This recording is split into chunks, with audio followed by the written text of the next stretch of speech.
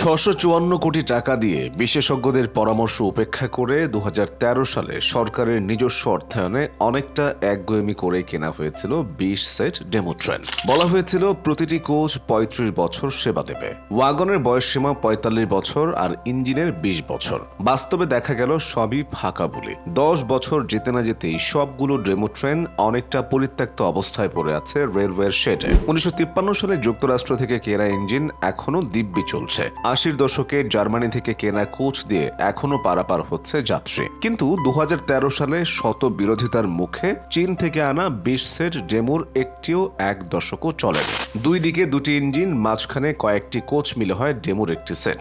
দেশে আনার আগে সেগুলো দিয়ে স্বল্প দূরত্বে যাত্রী পরিবহনে বিপ্লবের কথা বলা হয়েছিল, কিন্তু চালুর পরে ডেমোর কলকব্জার সমস্যা দেখা দেয়। ট্রেনগুলোর জানালা অপ্রশস্ত, তার উপর অর্ধেকটা আবার খোলা যায় না, নেই কোনো ফ্যান, ফলে গরমে অসুস্থ হয়ে পড়তেন যাত্রীরা। প্ল্যাটফর্ম থেকে ট্রেনের উচ্চতাও সাধারণ ট্রেনের চেয়ে অনেক বেশি, তাই উঠানামাতেও সমস্যা হতো যাত্রীদের। ট্রেনে কোনো টয়লেট ব্যবস্থাও ছিল না। রেলওয়ে কর্মকর্তারা জানান, চালুর ৬ বছরের মধ্যে ইঞ্জিনে অস্বাভাবিক শব্দ, অতিরিক্ত কালো ধোঁয়া বের হওয়া, গরম হয়ে যাওয়া, লোড সহ নানা সমস্যা দেখা দেয়। দীর্ঘ সময় ধরে ঠিকঠাক মেইনটেনেন্স না করায় একে একে বিকল হয়ে গেছে ট্রেনগুলো।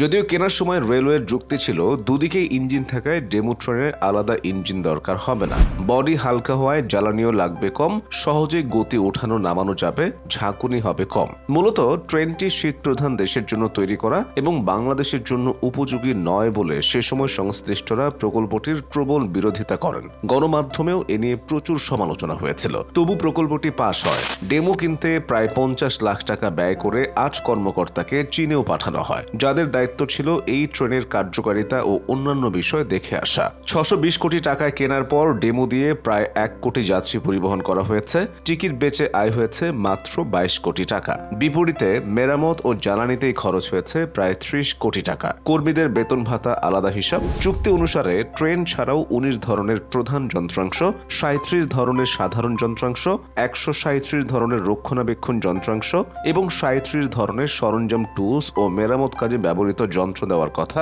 সরবরাহকারী প্রতিষ্ঠান চীনের তাংসান রেলওয়ে ভেহিকল কোম্পানি লিমিটেডের। কিন্তু এইসব যন্ত্রপাতি ঠিকভাবে বুঝে নেননি রেলওয়ের কর্মকর্তারা। পরে যখন মেরামতের প্রয়োজন পড়ে যন্ত্রাংশ পাওয়া যায়নি, আবার চীনা কোম্পানিও মেরামত করে দেয়নি। ডেমোর মালামাল দেশের কোথাও পাওয়া যায় না। চীন যে বিশেষ সফটওয়্যার দিয়ে ডেমো চালাতো সেটিও রেলওয়ের কাছে নেই। চীন থেকে আসা সংশ্লিষ্টরা কয়েক বছর পরই চলে গেছেন। ২০২২ সালের অক্টোবরে দেশীয় প্রযুক্তিতে মেরামত করা একটি ট্রেন বেশ ঢাকঢোল পিটিয়ে পুনরায় চালু করেছিল রেলওয়ে। তবে কয়েক মাস চলার পর সেটি ফের বন্ধ হয়ে যায়। কেনার পর ৯টি করে ডেমো ট্রেন চালু করা হয় ঢাকা ও চট্টগ্রাম বিভাগে।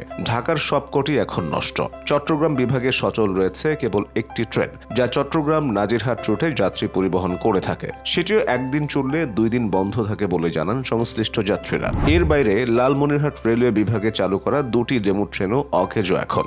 ২০০৯ সালে যোগাযোগ মন্ত্রী সৈয়দ আবুল হোসেন ডেমো ট্রেন প্রকল্পের ধারণা দেন। পরের বছর প্রস্তাব যাচাই বাছাই করে ফিরিয়ে দেয় পরিকল্পনা কমিশন। এরপর পরিকল্পনা মন্ত্রী এ.কে খন্দকারকে চিঠি লেখেন আবুল হোসেন। দাবি করেন ঢাকা ও চট্টগ্রামের অতি ঘনবসতিপূর্ণ এলাকা এবং শহরতলিতে এই ট্রেন চালালে যানজট কমে আসবে, সহজ হবে অফিসগামীদের যাতায়াত। একসময় সায় দেন পরিকল্পনা মন্ত্রী।